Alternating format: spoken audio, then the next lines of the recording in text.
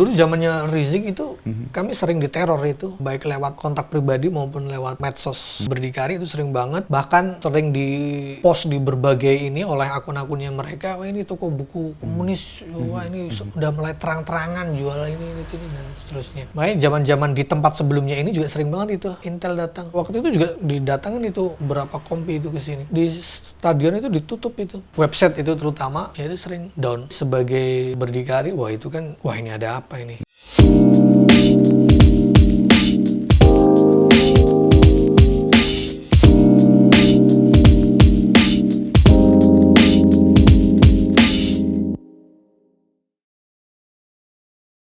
Jogja itu rame. Dan dia bikin ini kan, rangkaian open studio untuk semua seniman yang entah yang terlibat di Arjo, kalau bahkan nggak ada kaitannya pun pada jalan tuh.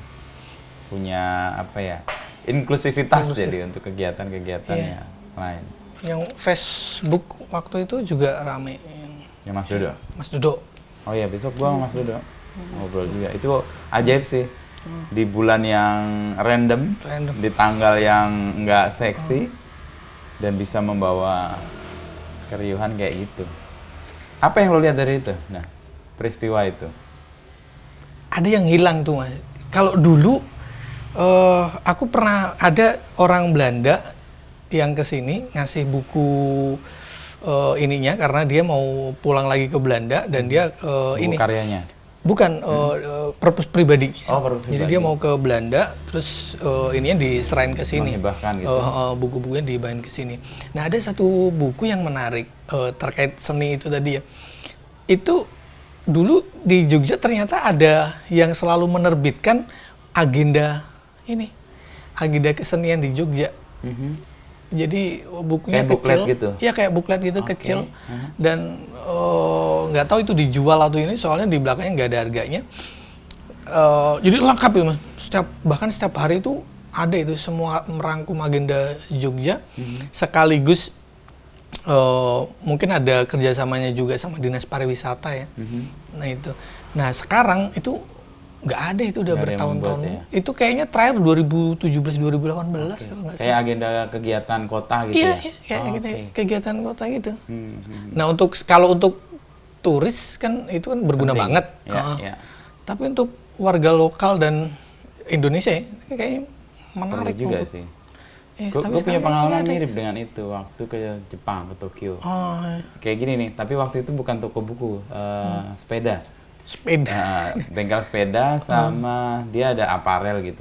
Jadi tempat orang berhenti bersepeda. Dan dari situ dia kasih kayak buklet. Lo perlu kesini deh. Lo perlu kesini deh. Lo perlu kesini deh. Yang minatnya kira-kira mirip. Kayaknya itu. Ya, itu sama kayak gitu. Detail acaranya apanya. Ya kayak inilah kalau sekarang nitip posting di Instagram atau di sana. Kalau itu nggak terbukukan. Ya ada catatannya. Iya ada. Itu setiap tahun loh. Ada ya? Setiap tahun itu diterbitin. Nah yang waktu itu kayaknya yang dikasih ke sini itu edisi 2017-2018 kalau nggak salah. Nggak tahu. Dan kayaknya makin ke sini kayaknya nggak pernah ini ngelihat ada lagi yang menerbitkan seperti lagi. itu. Nggak tahu kalau aku nggak ini ya. Kalau aku nggak ngelihat ya. Iya. Berdikari, berdiri di kasur sendiri. Gimana ceritanya dan Dana Gumilar membuat itu dan sekarang jadi kayak gue harus dapat fit dari berdikari nih untuk misi kepala. Iya, ya itu ini ya satu mahasiswa dan kedua juga terlibat aktif dengan inilah ide-ide Soekarno karena organisasinya juga cukup aktif ini membicarakan pemikiran-pemikiran beliau. Jadi ya kepikirannya ya berdikari gitu. Tapi karena saya nggak mau membawa Soekarno, karena biasanya bawa sial ya.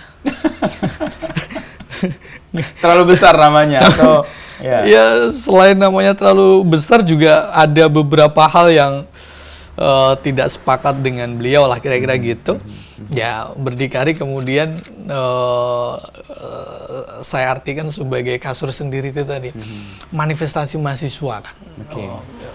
Dan berdikari juga awalnya dirintis juga dari KOS. Jadi ya Ya kasur, kos kecil, kasur, ya sudah. Itu melekat sampai sekarang ya, berdiri di kasur sendiri.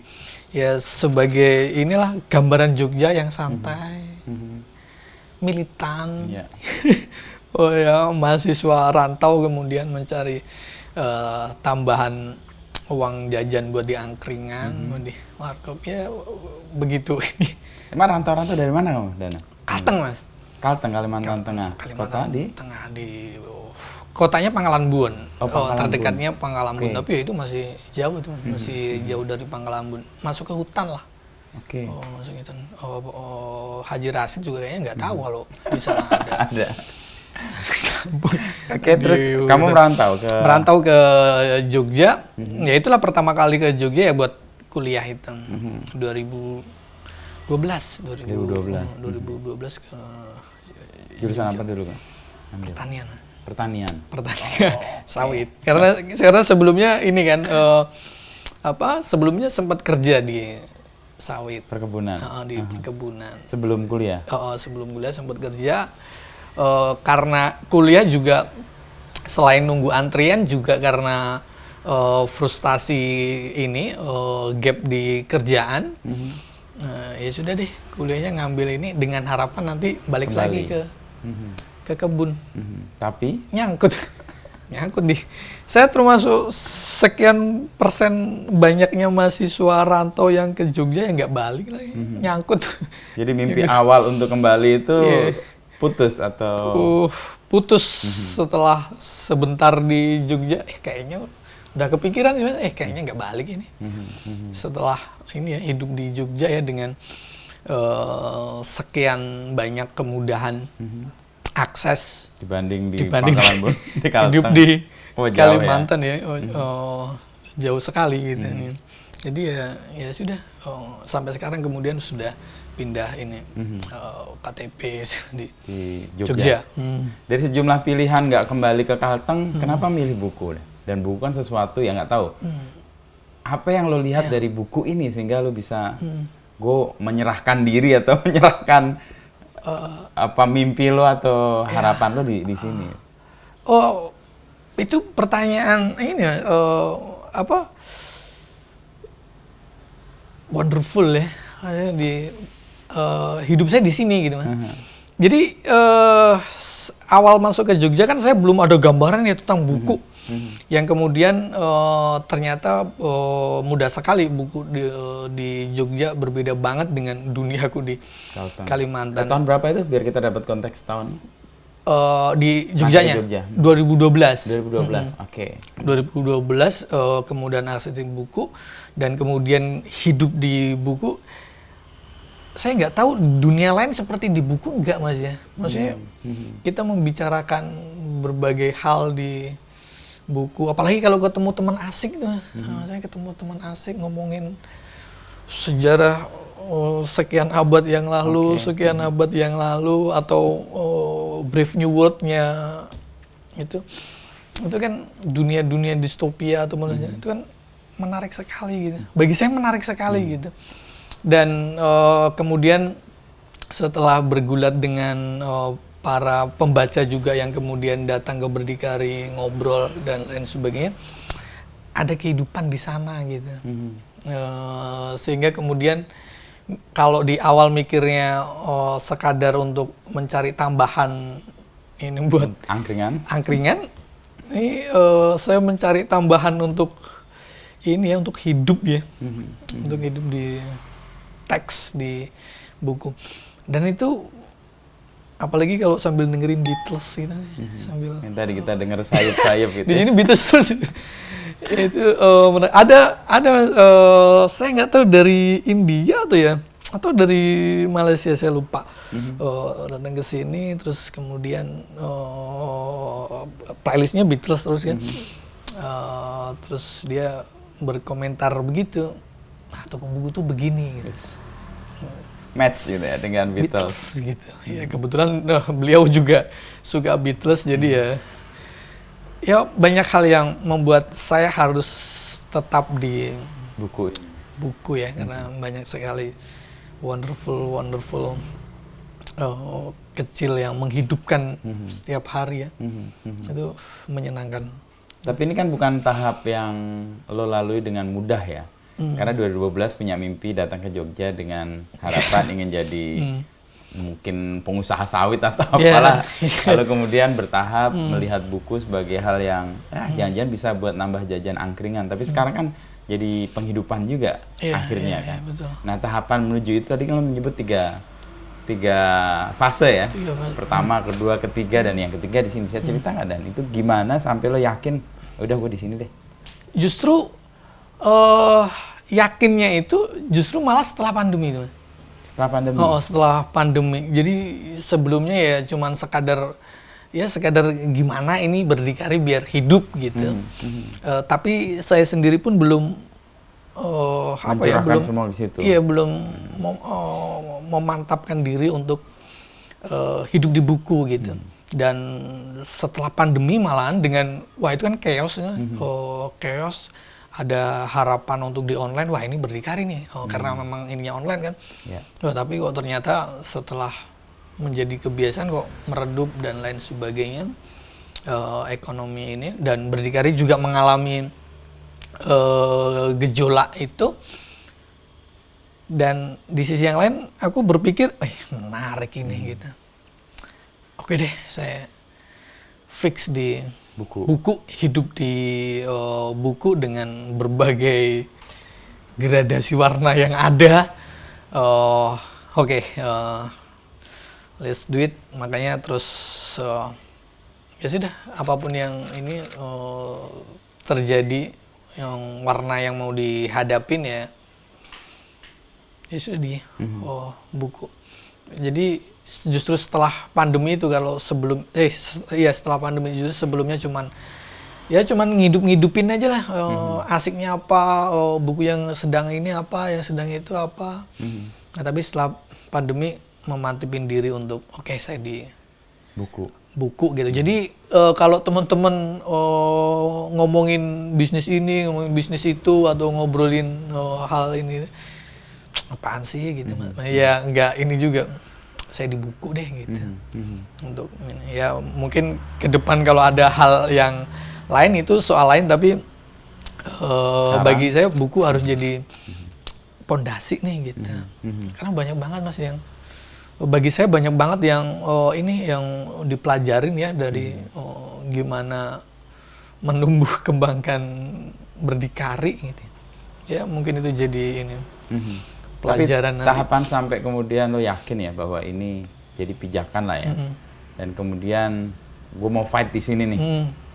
Ya mungkin ada godaan lain, ada upaya lain yang mau dilakukan dan sebagainya, tapi ini teguh di sini dan lo memilih. Kan banyak toko buku dengan statement ya. Iya. Di sini kan pilihannya agak kiri. Kalau gue lihat ornamennya sebelah kiri nih, gila nih, jangan gue lihat dulu. Lalu pilihan-pilihan bukunya kan ya banyak pilihan, dan kenapa milih ini? Dan untuk jadi kayak statement dari Berdikari adalah ini. Ya itu sebenarnya teman-teman ya, yang apalagi di awal-awal menuju ke sekarang pun, dan sekarang pun juga masih sering kemudian teman-teman memberi label politik tertentu di Berdikari. Padahal Berdikari nggak pernah itu sedari awal mengidentitaskan diri sebagai ini. Walaupun di awal-awal slogan kami atau kampanye kami kan membaca adalah melawan. Ya itu kan kiri banget itu. Iya, tapi maksud saya itu ingin ingin melepaskan itu dari kiri gitu. Justru itu. Niatnya itu. Nah, justru malah terbalik kan, teman-teman malah memberikan label itu. Dan kemudian walaupun sekarang kemudian umum, lebih ke umum, semua ini dijual, tapi ya tetap aja masih melekat di situ. Dan itu sebenarnya berangkatnya dari preferensi pribadi sih, Mas. Karena di awal tadi saya kan juga dekat dengan aktif di organisasi yang kemudian juga apa dulu organisasinya? LMND, Mas. LMND. Ya di LMND, dan di LMND kan juga ini ya aktif membincangkan buku-buku filsafat, politik dan lain sebagainya itu yang menjadi preferensi pribadi saya yang kemudian ya itulah yang saya jual gitu. Karena saya kan nggak punya ini Mas ya, nggak punya materi bisnis sama sekali di kepala gitu kan. Jadi yang dimiliki di pikiran dijadikan. Iya, rumusnya gampangnya itu gitu, kayak jualan kerupuk gitu. Kalau nggak laku ya udah saya baca sendiri. Toh itu juga bacaan saya gitu. Jadi di awal-awal yang dijual ya buku-buku politik, filsafat Marx itu pasti ada. Dan Soekarno apalagi itu ya pasti ada ya, filsafat-filsafat yang kemudian kiri itu ya. Jadi awal-awal ini ya belum ini sih ya, cuman makin kesini makin teridentifikasi seperti itu. Makin kesini dan saya juga makin banyak ini kan channel ke penerbit, ternyata banyak ya yang menerbitkan buku-buku. Iya, yang menerbitkan buku-buku itu. Dan awal-awal itu kan juga masih tanda petik malu-malu untuk ini kan, untuk show up kan buku-buku seperti itu. Makanya Berdikari cepat banget itu naiknya di awal-awal gitu. Ya karena terlihat cukup berani gitu. Ya gimana gitu. Terlihat cukup berani gitu. Foto buku Karl Marx misalnya di posting di Instagram kan cukup berani waktu itu. Ya itu yang kemudian titik berangkat di awalnya ya buku-buku seperti itu. Ya baru kemudian masuk ke novel dan saya dulu dulu Berdikari itu nggak jualan novel gitu. Nah, jualnya buku-buku filsafat, buku-buku pemikiran sospol, gitu ya. Sejarah ya itu pun tertentu. Ya filsafatnya pun nggak jauh dari lingkar pemikirannya Karl Marx gitu. Althusser dan lain sebagainya. Kayak Resist Book gitu. Ini Resist Book. Teplok ini ya? Resist ada nih. Ada banyak Resist. Ultimus gitu kalau untuk sejarah dan sospolnya. Ya buku-buku seperti itu yang ini. Dan ya saya hidupnya berawal dari sana kan. Jadi bisa disebut toko buku itu adalah perpanjangan tangan dari si pemilik toko atau penjual bukunya di situ. Iya, dan itu justru menariknya di situ. Menurut saya makanya saya ya udah saya hidup di sini gitu. Karena sebagian hidup saya ada di sini dan belakangan atau beberapa tahun belakangan banyak toko buku seperti Berdikari. Teman-teman saya juga banyak yang dia juga pembaca gitu. Yang kemudian untuk kalau saya nyebutnya untuk ini ya, untuk menjaga tradisi bacanya ya. Sehingga ya sehari-hari hiduplah di situ. Jadi ya bacanya tetap jalan, buat menghidupinya juga bisa jalan juga, gitu ya. Dan menarik ya. Dan nggak tahu di industri yang lain bisa kayak gitu nggak ya? Agak rumit karena mungkin pijakannya beda ya. Kalau buku kan mungkin orang punya keinginan untuk menjaga ekosistem komunitas bacanya kan membesar. Jadi ada toko buku yang lain tuh kayak gembira aja. Gembira gitu. Tapi kalau industri lain gue nggak tahu apakah mereka jadi ancaman atau enggak. Harusnya sih. Ya termasuk itu. Termasuk ancaman. Kami nggak merasa saling mengancam gitu. Jadi malah justru ini merasa hidup gitu banyak sekali. Dan setelah pandemi itu justru juga industri buku dan ekosistemnya itu hidup banget gitu.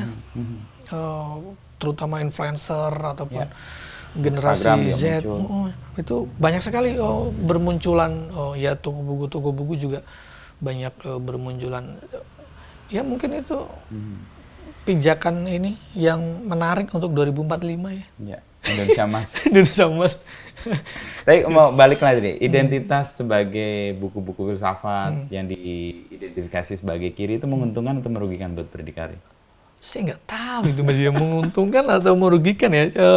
Kalau secara ini ya menguntungkan ya, karena satu yang pasti follower misalnya itu meningkat pesat gitu. Apalagi zaman-zaman boleh nyebut nama gitu? Boleh dong. Zaman-zaman Rizik gitu ya.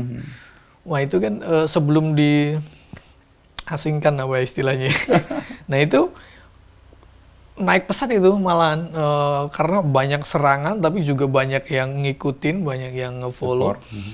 Dan teman-teman pembaca juga banyak yang support karena dinilai berani bersuara dengan buku-bukunya, karena buku-bukunya kan cukup dipinggirkan ya.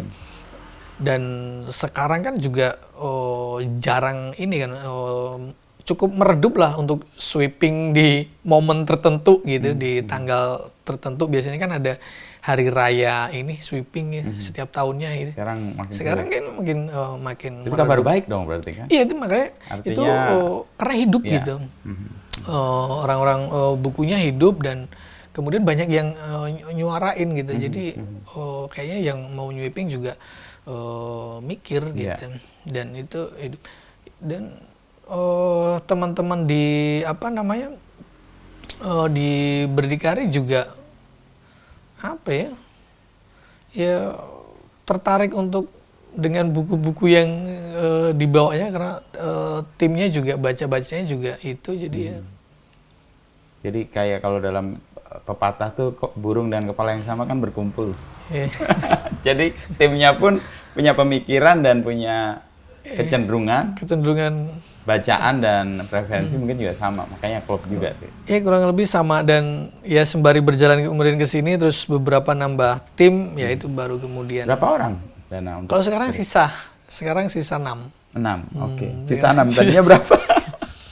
Sisa 6. Sebelum pandemi 18 Mas. Oke. Cukup gede ya. Sekarang sisa 6 ya, sedang recovery itu tadi. Ya tapi ya justru di situ yang menarik sekali ya buat saya ya, makanya kemudian memutuskan untuk saya hidup di sini nih. Tapi perjalanan awal kan lu pernah cerita terkait buku-buku bajakan dan sebagainya, lalu kemudian ada kesadaran bahwa itu perlu dihentikan nih karena menghargai penulis dan sebagainya. Bisa cerita nggak Ada? Iya, makanya di awal itu saya nggak tahu itu Mas, karena perjalanan saya itu ke buku itu ke shopping yang di Taman Budaya. Taman Budaya, nggak ke toko biru, ke shopping. Yeah. Dan bajakan ya.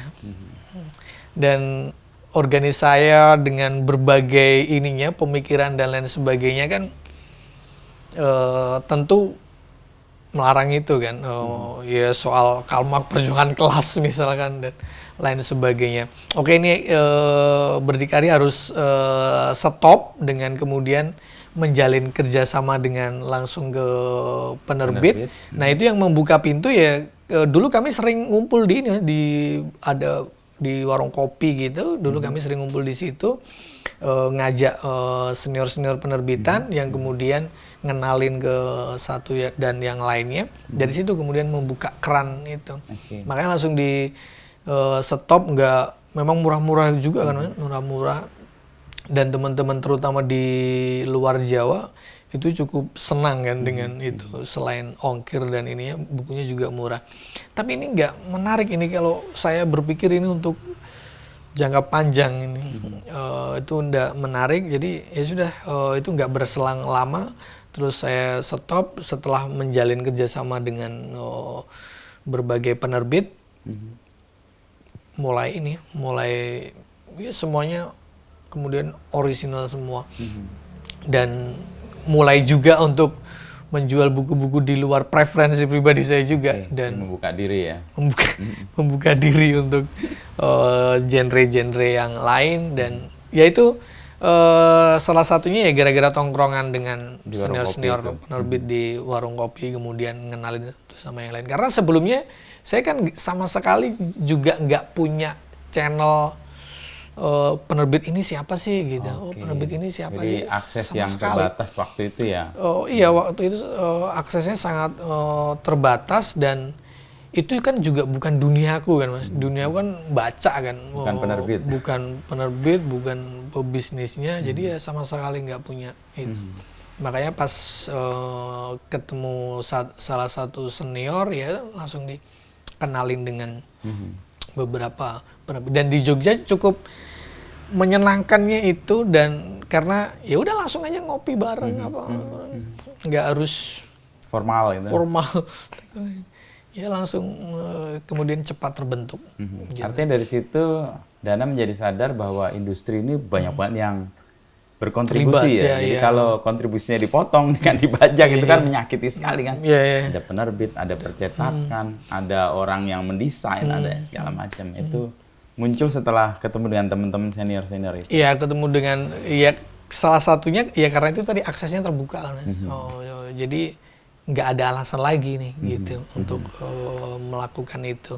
Dan dari situ juga kami kenceng banget itu waktu itu campaign soal anti bajakan juga, stop bajakan, jagalah kewarasan gitu. Untuk di berbagai medsosnya Berdikari gitu. Sebagai bentuk kesadaran untuk disebarin ya. Dan sekarang juga menarik ya, maksudnya nggak tahu secara angka tapi bajakan sepertinya menurun drastis ya karena kesadaran di online dan aksesnya mudah. Sekarang. Kesadaran di online sama aksesnya mudah betul itu. Dan banyak yang mengkampanyekan itu sih. Banyak penulis, banyak penerbit. Kita tahu bagaimana mereka. Iya kita tahu lah sama penulis kan royalti cuma berapa sih? 10% dari penjualan itu dibajak, wah sangat itu menyedihkan sekali sih. Dan itu jadi upaya yang bersama kemudian rasa oh ini harus dijaga nih, mungkin itu salah satu membuat itu surut juga sih. Dan orang kan nggak keren juga bawa buku bajakan kan jadi kayak lu bener loh baca dengan itu kan sesuatu yang lain lah. Nah tadi kan lo menyebut media sosial ya, dan gue ngamati Berdikari kan kencang banget di media sosial dan cukup lantang lah untuk isu-isu yang orang canggung untuk menyatakan. Itu meramu itu dan membedakan antara satu sisi media sosial lo bermain dan satu sisi lo punya toko buku nih. Itu bisa saling komplimen atau gimana lo mengalaminya? Kami punya semacam manifesto yang kemudian menjadi about us gitu Mas ya. Untuk Berdikari apapun perlu dibaca, fenomena maupun wacana. Dan sedari awal ngebrief dengan tim juga ini Berdikari nggak jualan buku, tapi jualan isu gitu. Jadi yang pertama diangkat adalah isu itu, gimana ngelihat isu sosial. Karena itu tadi saya juga berangkatnya dari organisasi itu tadi, jadi punya kacamata tersendiri, gimana melihat, gimana menempatkan keberpihakan dan seterusnya. Jadi buku kemudian dijadikan referensi untuk melihat itu, dijadiin senjata untuk melihat itu, makanya di awal juga membaca adalah melawan gitu. Ya itu untuk mengarahkan ke situ. Dan kemudian ketika isu-isu sensitif atau yang canggung itu tadi, ya konsekuensinya itu karena Berdikari juga cukup apa namanya ya sedari awal ya mainannya begitu gitu. Dari dulu dari awal mainannya begitu, selalu menyinggung soal sosial politik terutama, soal isu-isu yang belakangan terjadi dan seterusnya. Ya di sisi yang lain sebagai toko buku, sebagai bisnis ya terkadang juga deg-degan juga sih. Karena sedikit sikut gitu kan bisa goyang langsung kan. Berdikari kan. Ya kami belajar juga lah gimana menyeimbangkan itu ya. Kencang tapi terukur gitu ya. Hati-hati juga, nggak terlalu ini juga ya. Kadang kalau situasinya ini mendukung untuk kenceng ya oke gitu lah, kenceng, tapi situasinya nggak asik nih, tahan dulu. Nggak asik nih. Ya ada mitigasi juga ya untuk ngelihat itu ya. Nggak asik nih ya sudah, tarik. Tapi prinsipnya emang Berdikari sedari awal memang cara ininya seperti itu. Jadi dan itu terbawa sampai sekarang, apapun bukunya itu kami juga berusaha untuk ngaitin itu dengan isu yang sedang terjadi. Misalkan seperti bahkan seperti misalkan buku Mark Manson Sebuah Seni Bodoh Amat misalkan, ya itu kan buku pengembangan diri ya. Yeah. Tapi di tangan kami ini kami geret juga ke isu-isu sosial yang lebih aktual ya. Iya, ke isu-isu sosial, isu-isu ya apapun itulah kami geret ke situ. Jadi dan di awal juga kami pengennya itu kenapa apapun perlu dibaca, fenomena maupun wacana, kami pengen membawa buku bukan sekadar buku gitu, nggak hanya sekadar hiburan apalagi, atau sekadar dibaca ya udah selesai, ditutup, disimpan. Tapi dia sebagai? Ya dia sebagai senjata itu tadi untuk membaca realitas, ya menyatu dengan kehidupan keseharian, untuk melihat ya sesimpel harga galon naik misalkan, ya kalau nggak baca buku kan ini ya, kita nggak bisa menarik ke atas ya. Ya. Gitu ya. Yang paling epic sih yang gue baca waktu Gibran dan Tan Malaka itu. Itu kan kecakapan yang mengimajinasikan itu dan kemudian menemukan apa yang mau dinyatakan dalam situasi itu kan sebenarnya. Dan kemudian orang gila nih S3 marketing. Itu situasinya mendukung gitu. Oke. Situasinya mendukung dengan Mas Gibran ya. Jadi ya sudah kita langsung gas ke situ. Ya Tan Malaka cukup familiar, jadi ya mungkin memang fungsinya Wapres begitu Mas ya. Buat menyadarkan massa ya dengan cara berdikari seperti itu ya. Dan kami juga sering menggunakan beliau lah untuk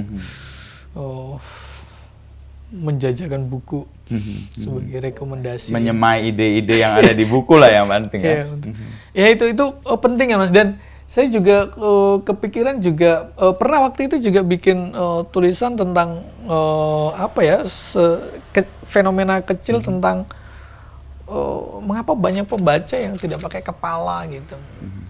Jadi ya hanya sekadar membaca tapi tidak memantulkan pemahaman gitu.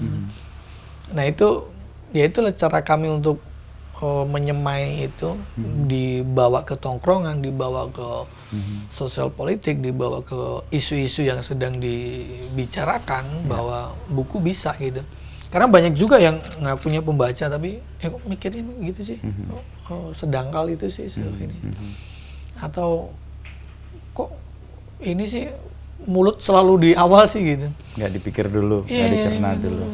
Padahal katanya ini nggak baca. Nah itu yang memberi semangat kami juga untuk berarti ya dari sekian banyak jalan salah yang kami lalui, ya mungkin ini jalan yang salah satu yang benar kita. Ngomong-ngomong jalan salah, emang pernah bikin jalan salah apa aja? Dan ya bikin berdikari kayaknya jalan yang salah itu Mas ya. Karena diawali dari tidak ini kan. Ya satu, misalkan nggak punya sama sekali materi bisnis untuk membuat bisnis, dan buku juga saya sebelumnya kan saya juga nggak punya dunia ini kan, dunia buku kan, saya kan jauh dari dunia buku kan.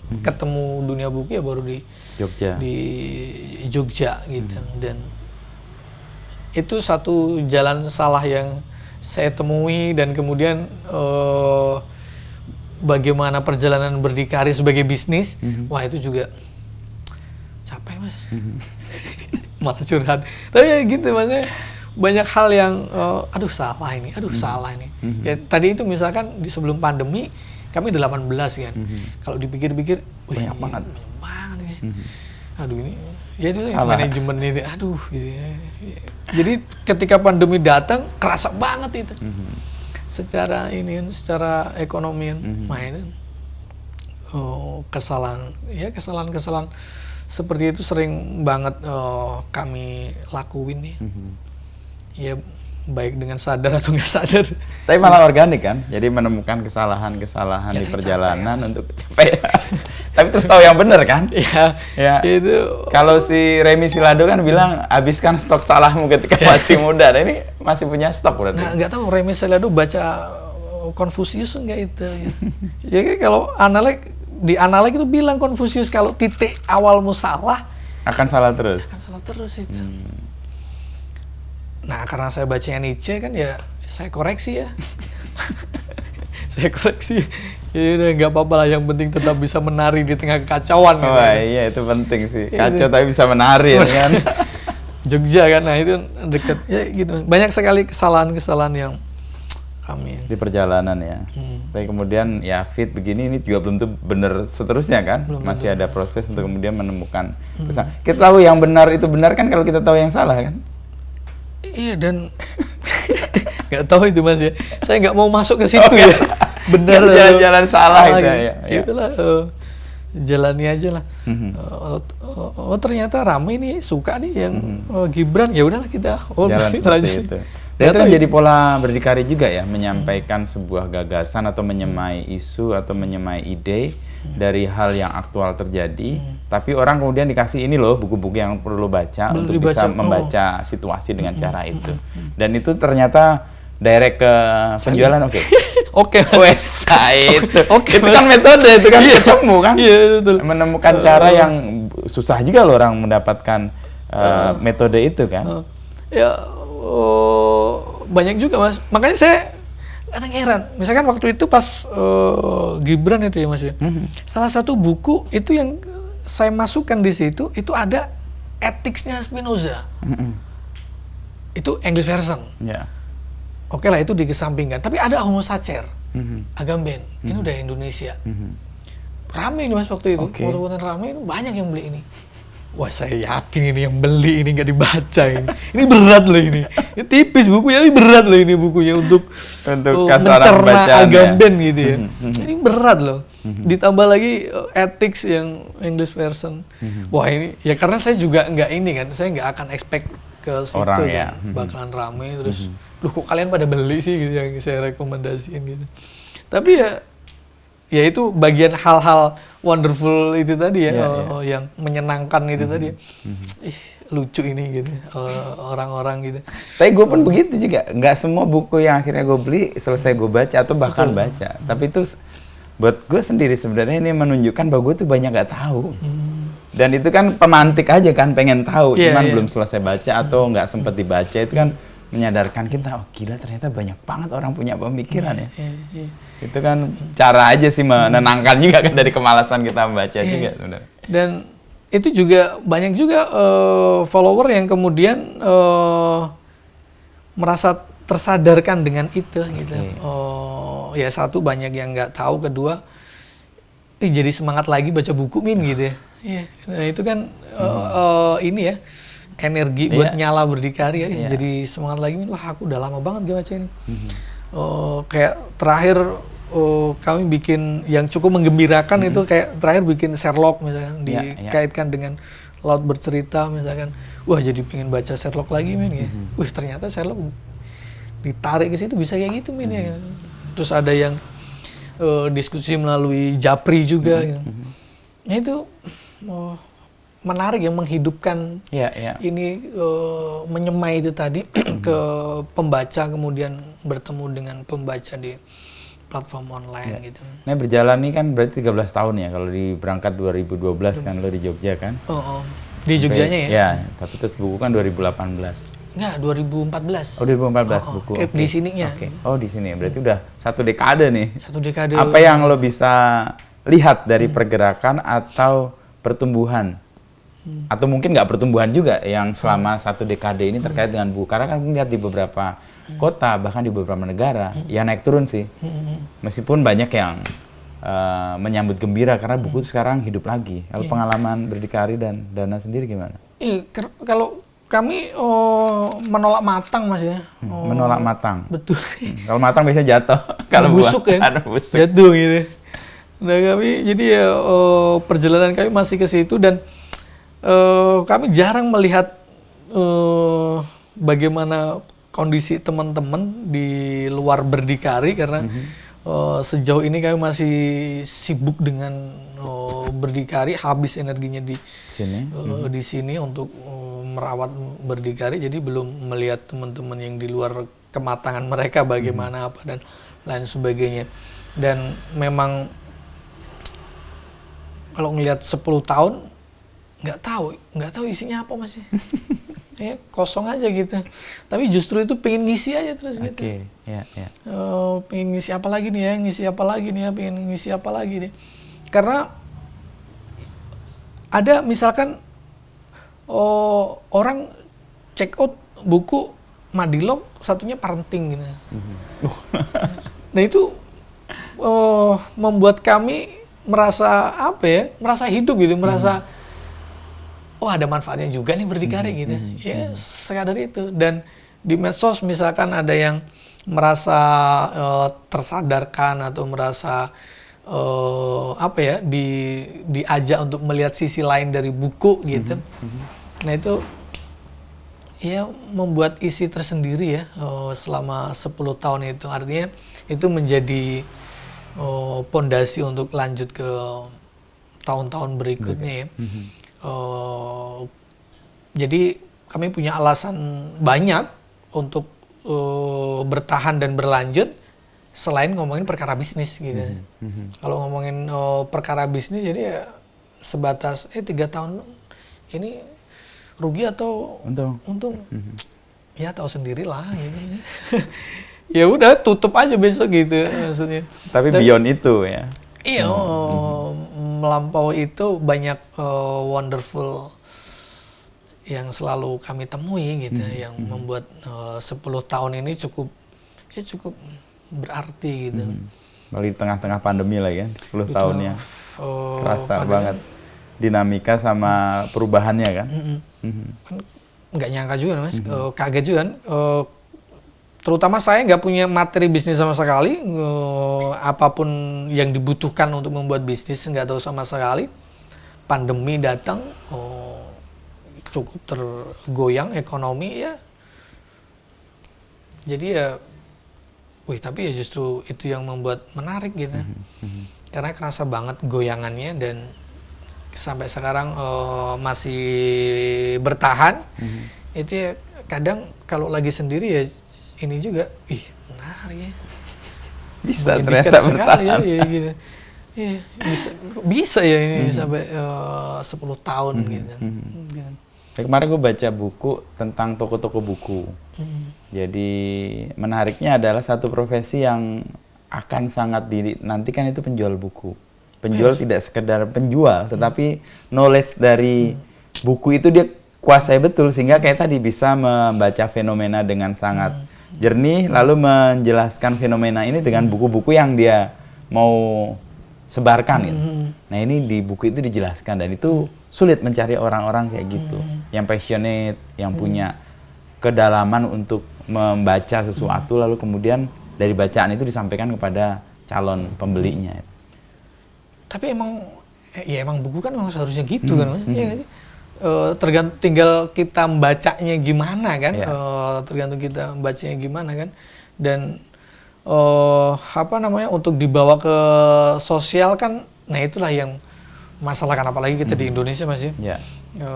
Generasi kita kayak generasi baru kemarin mendapatkan buku gitu, kayak belum lama, panjang belum panjang gitu waktunya, apalagi ini generasi yang belum panjang dekat dengan buku, dapat wapres malah nggak suka baca buku. Nah ini kan bikin redup kan. Makanya itulah tugas berdikari untuk mengisi kekosongan wapres. Betul. Untuk 2045 kan. Itu. Dan memang kalau makin kesini banyak toko buku pasti banyak yang kayak gitu Mas, yang profesi itu tadi, karena bookseller ya. Karena kebanyakan juga ini lingkaran saya yang jualan buku juga mereka pembaca gitu. Mereka pembaca. Kalau pembaca sampai kemudian menghidupkan toko buku, kan satu hal sederhana yang ingin mereka hidupkan kan, mereka percaya apa yang mereka yakini bisa dihidupin gitu. Mereka entah termotivasi dari buku-buku yang dia baca kemudian ini, nah itu kan kemudian membawa ke fragmen-fragmen yang lain. Nah kegemaran Dana membaca dan kemudian hidup di buku ini sebenarnya apa pemicunya di awal? Belum ke satu organisasi Mas ya. LMND tadi ya. Di organisasi. Saya ingat itu disuruh teman itu senior lah gitu. Kalau kamu pengen jadi orang besar, baca Mahabharata. Oke. Wah itu langsung mas, Cari orang bukunya. ambisinya kan ini kan masih ini. Mahabharata Ramayana itu sebagai bacaan awal itu langsung saya lahap itu 2 minggu selesai dua itu. Wah langsung ini kan langsung apa ya, ketabahan atau ketahanan Untuk menyelesaikan. membaca tebel itu Terlatih. langsung tertantang di situ, terlatih di situ, dan banyak hal ini ya. Dan itu kan langsung aktif kami diskusikan mas Setelah di baca organisasi itu. ini. Dan organisasi juga sering merekomendasikan buku, setelah itu dipertanggungjawabkan untuk diulas bersama teman-teman, didiskusikan dan lain sebagainya. Dan organisasinya juga organisasi ini aktif dalam gerakan pemuda, jadi ya mau tidak mau kan langsung di ini kan, langsung membaca ini kan situasi kan. Dan satu hal yang menarik ya, karena waktu itu sebagai mahasiswa cuman modal ngeyel dan lain sebagainya, melihat situasi politik cuman modal insting dan tanpa bacaan, kayaknya garing gitu ya. Ngelihat teman-teman saling berdebat dan lain sebagainya, tanpa argumen yang clear gitu ya. Dan patah-patah gitu. Dan ya dari situ kemudian saya sadar betul oke nih. Makanya kami juga punya campaign itu sandang pangan bacaan. Sandang pangan bacaan. Papan belakangan. Banyak kan mas, ketimbang ditambang kan. Maksudnya buku adalah kebutuhan gitu, bukan sekadar hobi, tapi sebagai kebutuhan. Yaitu salah satu kesadaran saya yang kemudian saya tularkan di situ untuk ya untuk barangkali ada yang perlu disadarkan bahwa buku adalah kebutuhan bukan hanya sekadar ini. Kenapa? Karena ya itu bisa kamu pakai buat melihat situasi-situasi sosial politik dan lain sebagainya. Bahkan novel Sherlock Holmes pun kalau kamu baca sebagai ini juga bisa dipakai gitu. Agatha Christie misalkan pencarian diri, pengenalan diri. Nah itu kan banyak hal yang luput terkadang kita baca karena menjadikan buku sebagai hiburan doang gitu. Tapi kalau sebagai kebutuhan pokok, keseharian harus membaca dan lain sebagainya, ya itu akan ya akan membersamai hidup lah gitu. Makanya ada ketakutan dulu mas, makanya ya udahlah saya nggak selesai deh di kuliah ini gitu, di kampus ini. Karena kalau selesai saya takut nanti balik lagi ke Kalimantan malah jauh gitu dari buku gitu. Dari kegemaran ini ya. Iya, dari ini alasan nggak menyelesaikan sarjananya nih. Iya. Makanya saya harus jaga ini. Nah, saya takut ternyata setelah bertahun-tahun di buku punya ketakutan tersendiri gitu. Maksudnya kalau nanti jauh gitu dari buku gitu. Ya banyak cara ya, tapi saya kan bukan generasi yang dilahirkan dan dibesarkan dari lingkungan buku gitu. Jadi baru kemarin sore gitu. Terpapar, jatuh cinta, tapi sayang kalau harus pergi. Iya, takut gitu. Wah, nanti kalau terpisah malah repot gitu. Apalagi kalau hidup di Kalimantan, wah jauh sekali ini peradabannya gitu. Ya sudah, makanya saya stay di buku sini, hidup di. Jadi pemicunya tadi adalah organisasi, LMND, bacaan-bacaan yang direkomendasikan senior, sama kesadaran bahwa sandang, pangan, dan bacaan. Jadi buku sebagai kebutuhan. Bukan hobi ya. Bukan sekadar hobi. Makanya kalau sekian persen kita sadar itu kan makin cerah 2045 kan mas. Ya. Harapannya karena biasanya kesadaran yang benar kan menggugah perubahan kan. Ya harusnya begitu kan. Jadi ya sekalipun wapresnya nggak sadar ya tapi ada resiko nggak yang dialami oleh Berdikari atau Dana sendiri dengan isu-isu yang sangat sensitif dan punya singgungan atau nyenggol sana nyenggol sini? Punya resiko atau punya pengalaman dengan sering hal mas yang dulu zamannya Rizik itu kami sering diteror itu, baik lewat kontak pribadi maupun lewat medsos Berdikari itu sering banget. Bahkan sering di post di berbagai ini oleh akun-akunnya mereka, wah ini toko buku komunis, wah ini udah mulai terang-terangan jual ini dan seterusnya. Makanya zaman-zaman di tempat sebelumnya ini juga sering banget itu Intel datang. Oh iya. Waktunya kecil. Kalau sekarang kan ini agak besar ya, jadi nggak tahu mana yang Intel, mana yang ini. Tapi juga waktu itu juga didatangin itu berapa kompi itu ke sini. Oh iya. Di stadion itu ditutup itu. Orang pada ke sini. Pada ke sini. Sekian kompi. Ya kebetulan waktu itu bukan perkara berdikari, karena perkara yang lain kemudian diarahkan ke berdikari. Tapi sebagai berdikari, wah itu kan, wah ini ada apa ini, kan intimidatif sekali. Dan seringnya di online, kalau dulu sebelum pandemi itu sering banget, itu website itu terutama, ya itu sering down. Oh, diserang ya, di DOS. Diserang, nggak tahu itu ya, di DOS itu biasanya ada cara untuk membuat servernya tidak sanggup menerima bandwidth. Padahal yang check out nggak ada gitu. Kok ini bisa down? Ya itu, dan tapi ya itu juga cukup lama Mas ya untuk membuat untuk legowo dengan hal-hal seperti itu ya, karena langkah yang diambil kan, dan cara yang kami ambil kan, risiko-risiko seperti itu ya.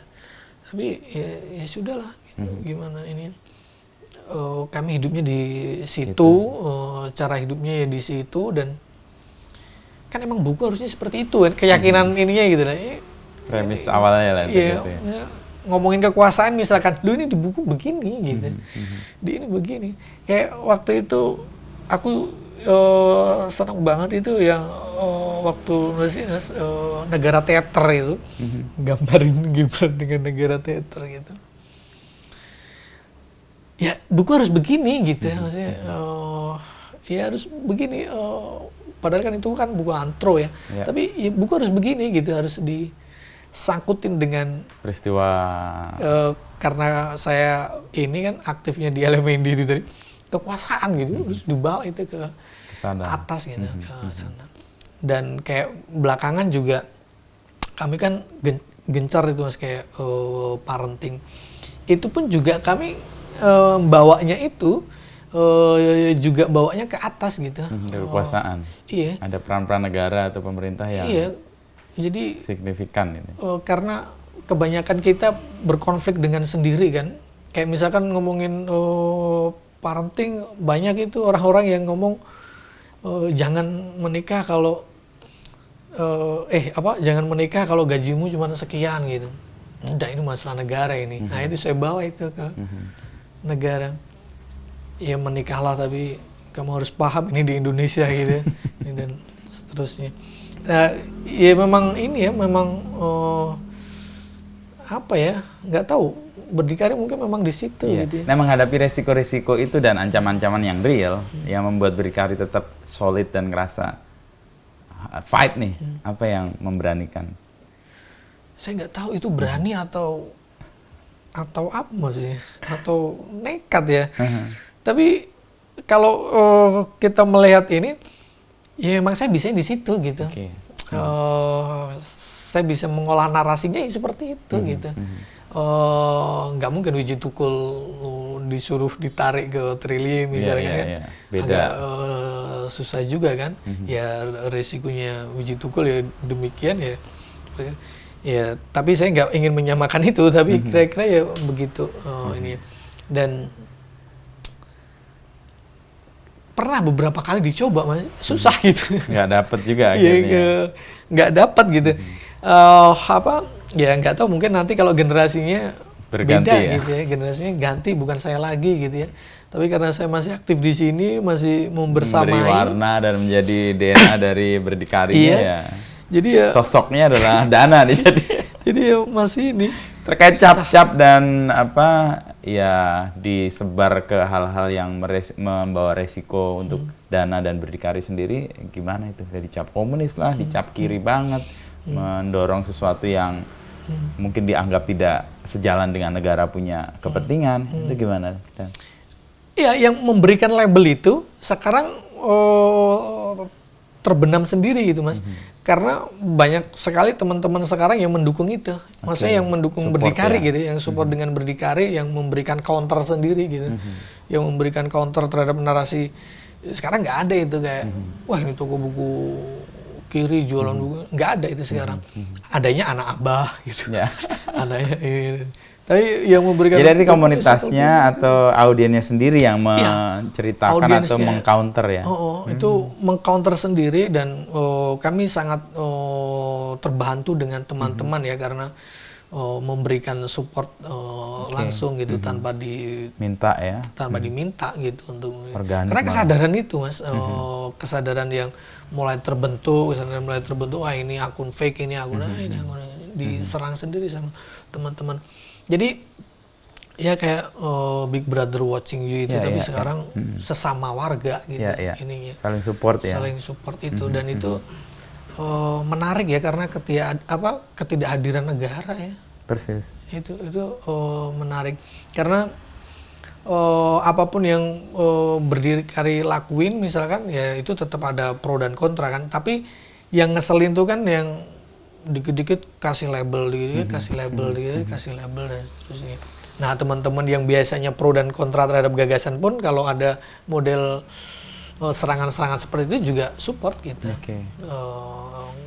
Ya cukup menyemangati berdikari lah. Ya walaupun di balik layar ya takut juga gitu. Ya, cuma apalagi yang terakhir KDM misalkan, wah itu ngeri ini. Gini. Tapi kan KDM membawa buku baru parenting menjadi tumbuh ya. Apa korelasi KDM dengan tumbuhnya buku-buku parenting yang diminati audiens? Oh itu. Ini KDM harus jelasin, KDM Kang Deddy Mulyadi. Iya betul. Kan? Itu sangat relate Mas karena KDM menyerang orang tua kan. Menyalahkan orang tua kan. Menyalahkan anak kan. Menyalahkan anak, memberikan ancaman dan lain sebagainya. Terang-terangan itu di akun pribadinya itu kalau nggak mau mandi, kalau nggak ya nanti dijemput Pak Gublo dan seterusnya. Anak-anak yang demikian diangkut ke bara. Nah banyak orang tua juga yang mendukung itu, banyak orang tua juga yang menyalahkan anak gitu. Seperti pola pikirnya KDM. Pola pikirnya KDM. Nah saya nggak tahu KDM mungkin nggak baca Gibran mungkin ya. Anak bukan anakmu gitu, bukan milikmu walaupun lewat kamu gitu. Nah kalau orang tua banyak yang baca itu mungkin juga sadar gitu. Tapi tanpa baca Gibran pun sebenarnya Gibran kan, bukan Gibran yang iya juga ya. Nah, konteks yang nggak baca itu pikir Gibran nggak pernah baca buku kok dia ada kutipan keren banget, anakmu bukan anakmu. Soalnya biasanya tak plesetin gitu. Ya itu. Nah itu kan harusnya kan sadar kan bahwa ini bukan salah anak gitu. Sebesar apapun anaknya. Tapi banyak sekali narasi yang mengarahkan ke situ, menyalahkan anak. Dan waktu kami bikin postingan terkait dengan KDM kan langsung ramai dan ngeri nih. Ya udah kami langsung pelintir ke parenting itu untuk ya bahasanya untuk membantu Mas Gibran kan ininya kan press release-nya kami mau bikin ini untuk membantu Mas Gibran 2045 gitu. Karena dimulai dari pengasuhan gitu. Ya kan relate kan Mas dengan KDM yang selalu menyalahkan anak. Ada aja yang belakangan apa itu nggak boleh bawa inilah, nggak boleh itu. Nah itu dan ternyata dari situ kita bisa ngelihat, ternyata memang bermasalah ya pola asuh di Indonesia. Padahal banyak sekali Mas ini KHD, Ki Hajar Dewantara, Romo Mangun, kan banyak sekali sebenarnya yang bisa kita petik dari lokal gitu. Itu kan banyak banget, cuman narasinya kan nggak muncul gitu. Jadi ya sudah. Makanya jadinya kayak sekarang gitu, bisanya nyalain anak gitu.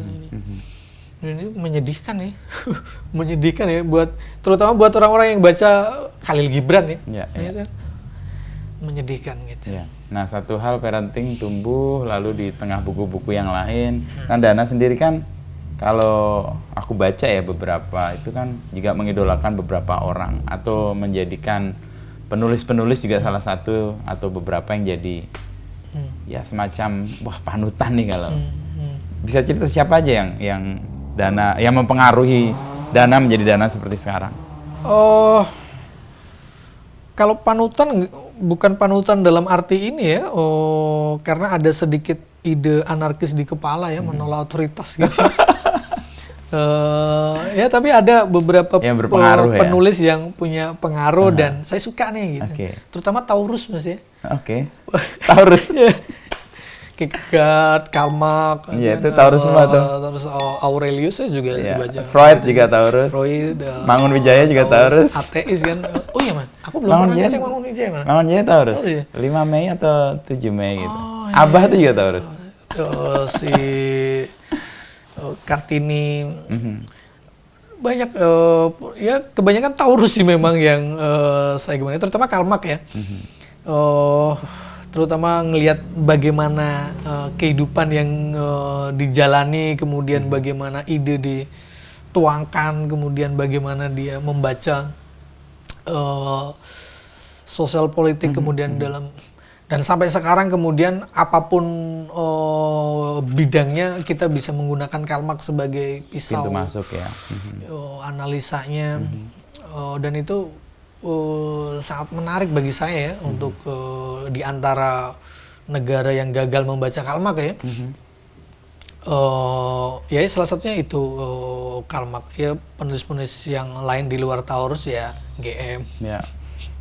Gunawan Muhammad. Ya saya nggak tahu, saya suka banget dengan GM ya. Itu ya Erich Fromm dan lain sebagainya. Jane Austen, atau menarik ya, atau 3 bersaudara Bronte, Charlotte Bronte, itu menarik untuk digemari dan ide-ide tulisan datang dari sana. Dan itu biasanya mempengaruhi juga ya pola pikir sama preferensi kita juga ya. Yang mempengaruhi.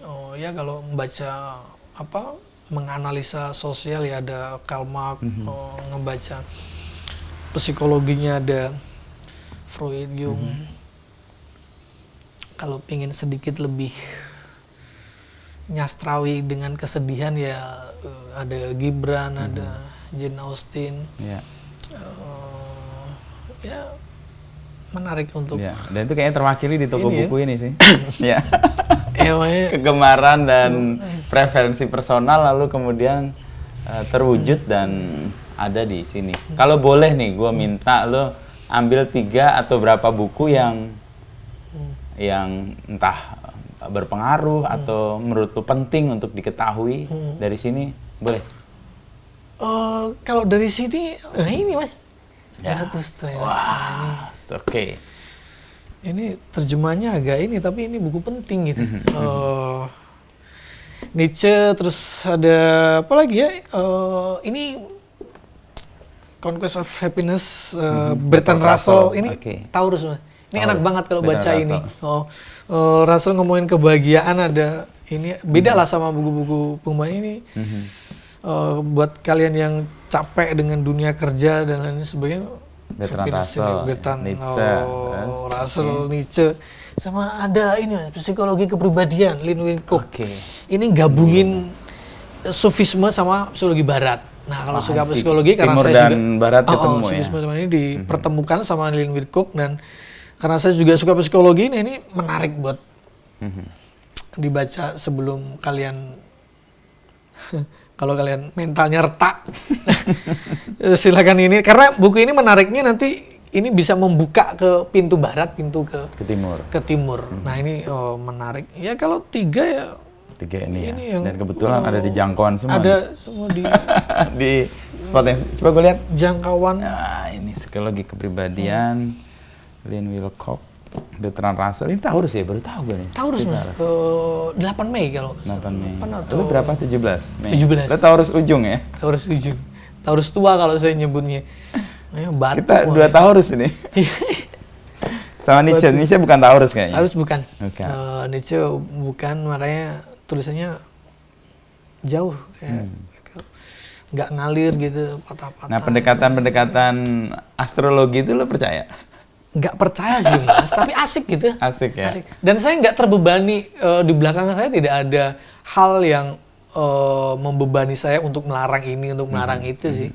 Asik aja gitu. Ya, jadi semua terbuka lah ya untuk gitu. jadi hal bahkan yang di baru. Berdikari itu rekrutmennya pakai zodiak Mas. Gimana misalnya? Karena susah kan untuk mengenal orang kan, untuk mengenal ini kan susah kan. Udah ini rekrut misalkan ada buka loker buat apa nih gitu ya, ngumpulin CV-nya ini zodiaknya ini. Lokernya buat sosmed nih, apa nih cocoknya Sagittarius misalkan. Ya udah kumpulin aja gitu. Kalau orang yang tekun itu Taurus kayaknya. Ya kalau buat kebutuhan yang lain misalkan butuh CEO, Taurus nih pasang. Semua bisa digarap itu, semua bisa ya gitu kita patokannya zodiak dan ya menarik gitu. Di sini ada buku-buku zodiak. Sayangnya belum. Gak ada. Ada seni membaca zodiak tapi tidak secara filosofis gitu ya membahas itu ya. Tapi ada yang menarik itu malah bukunya ini Mas, Sacred Story. Ya nggak ada relevannya dengan zodiak tapi bisa dijadikan referensi astrologi karyanya Jonathan Blake ngomongin soal jiwa malaikat dan itu. Ya itu menarik itu untuk dibaca. Nah, keluasan lo bisa membaca dengan banyak nama-nama tadi beberapa asing di gua, meskipun gua hidup lebih lama dari lo ya. Nah, kemampuan lo mencerna dan mendapat kasanahnya demikian luas tuh pasti lo meluangkan waktu untuk membaca dengan intens. Itu gimana caranya? Dan saya nggak punya waktu luang untuk membaca ya Mas ya, karena masih fit, waktu masih ini, jadi ya membaca ya sambil kerja sambil ini, karena kebetulan kerjaan saya juga di buku, jadi ya itu bisa sambil jalan setiap waktu bisa baca kapan-kapan dan lain sebagainya, dan saya tidak pernah terbebani untuk membaca kemudian diingat atau kemudian dipahami gitu sambil lewat aja dia. Enggak terbebani dengan itu, jadi ya baca aja, kalaupun ada yang perlu dicatat ya dicatat, perlu dicoret-coret ya dicoret-coret. Makanya kalau buku yang saya baca pasti banyak coretannya. Makanya kalau nanti saya butuh nongkrong nih gitu, ya cari teman gitu. Bawa itu yang tadi mengganjal itu tadi di kepala, diobrolin gitu. Kalau enggak ya enggak nongkrong gitu. Jadi kalau ada yang mengganjal nih, ada yang perlu diobrolin ya apapun, bisnis ataupun buku-buku filsafat atau sospol, dan kadang juga dilempar ke medsos, audiens gitu, di medsos ya, untuk dapat feedback. Feedback. Makanya saya bingung kalau orang-orang pemikiran dari bukunya begini, kok kalian malah nyerang saya sih? Kan saya juga butuh feedback gitu. Bukan berarti saya benar atau bukan berarti saya tunggal tafsirnya. Bukan saya memberikan tafsir tunggal, tapi saya juga butuh feedback ini. Gitu. Ya, kadang-kadang kan kemampuan kita menangkap sesuatu kan tergantung kita punya preferensi atau pengetahuan, dan kadang-kadang juga beda banget sih. Nah itu Taurus itu Mas. Taurus ya? Enggak, maksudnya si Russell itu pernah ngomong gitu Mas, di Sejarah Filsafat Barat itu, orang bodoh itu akan menafsirkan sesuai kemampuan berpikirnya. Gitu. Jadi mau yang kamu sampaikan mendaki-daki, sophisticated gitu, apa kalau dia nggak punya kemampuan itu, ya udah sesuai kemampuan berpikirnya gitu. Bertrand Russell bilang gitu. Dulu baca cuma pas di Sejarah Filsafat doang sih. Gue dulu banyak dalemin idealisme Jerman. Itu kan dari akar kan? Iya, idealisme Jerman banyak mulai dari Hegel. Feuerbach, berujung di Habermas. Terus ribut sama si itu siapa? Reza. Ya, sama Posmo segala macam, Prancis, sama Theory of Justice itu siapa jadi lupa. Dia rame soal komunitarianisme sama universalism. Oh, siapa Mas? Itu pemikir soal keadilan di Amerika. John Rawls. John Rawls. Wah, itu gue endingnya di situ. Wah, seru juga nih Habermas di challenge dengan sangat berani, dan argumentasinya kuat, dan Habermas berani juga berargumentasi bahwa ya syarat-syarat untuk sebuah diskursus memang kadang-kadang utopis, tapi kalau itu nggak ada, lo nggak akan bisa berdiskusi dengan sejajar gitu. Ya, Habermas mungkin baca Thomas More itu kan. Jadi tarikan filsafatnya ke sana dulu gua. Nah itu kan ini kan Mas. Satu garis. Iya kan, satu. Ya, Bertrand Russell dan sebagainya itu dulu cuman selintas di sejarah pemikiran Eropa lah waktu itu. Dan kalau saya dikasih waktu untuk mengulang, saya masuk ke filsafat itu. Serius? Iya, serius itu. Karena pengen tersistematis gitu loh, pengen diajarin dosen tertentu, dibimbing. Karena selama ini kan patah-patah kan. Betul. Dan saya beruntung dibimbing Romo Magnis. Romo Magnis. Dan kenal Marx pertama dari Magnis langsung. Gue ingat waktu 96 itu gaya-gayaan 97 lah. Gaya-gayaan habis kuliah, dapat kuliahnya dia, bawa bendelnya itu kan. Mau bawa Lenin waktu itu dikasih judulnya kan karena era itu kan sangat sangat beresiko kan kalau nyebut Marx. Disebutnya ada sejarah pemikiran Jerman abad 19. Jadi orang yang nggak ngerti konteks sejarah. Itu ya? Iya, kok saya nggak ada konteks sejarahnya, nggak paham bahwa itu Marx. Tapi kalau orang paham konteks sejarah, oh ini cerita tentang Marx. Kan sejarah pemikiran Jerman abad 19. Siapa lagi pemikir Jerman di era itu yang sangat kuat. Nah, kemudian setelah reformasi kan ganti Karl Marx kan. Nah itu, saya dapetnya itu. Secara cerdas STF menyampaikan gagasan Marx dengan bungkus yang berbeda itu kan. Lentur tapi bisa memberikan. Iya, dan saya juga banyak ngikutin Romo-Romo itu yang sebagai bacaan filsafat ya. Budiardima. Ya, Franky Budiardima. Ya, Franky salah satu yang menerjemahkan dengan sangat baik Habermas. Iya. Membawa pemikiran ke Indonesia. Nah, itu salah satu bukunya, Demokrasi dan Sentimental, itu harus dibaca semua orang itu. Ya. Itu menarik sekali untuk di ini. Thank you Dana, kita udah sejam nih ngobrol. Dan lo bilang kan talk less, read more. Jadi kita harus banyak baca buku lagi nih. Nah ini buku ini, karena gue belum punya, gue akan beli ini deh, tiga-tiganya. Dan di situ ada a bookstore, tadi mengganggu. A bookstore is one of the only pieces of evidence we have that people are still thinking. Wah, itu. Jerry Seinfeld. Siapa tuh? Oh, yang merah itu. Jerry. Oh ya. Ini kan kayak bukti bahwa orang-orang berpikir kalau ada toko buku di sini. Yang kita senang dengan orang yang berpikir, tapi beresiko juga kalau orang berpikir. Pasti nggak bisa dikendalikan umumnya. Ya nggak bisa tidak. Ya. Jadi kemarin saya bikin tulisan itu nggak apa-apa, nggak tersindir gitu yang saya bikin tulisan. Tapi minimal nanti kalau mau tidur nggak bisa tidur dia. Namanya itulah the power of thinking ya. Thank you Dana ya. Siapa?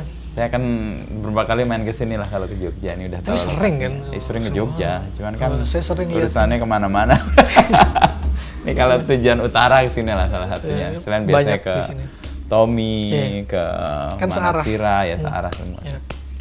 Thank you ya.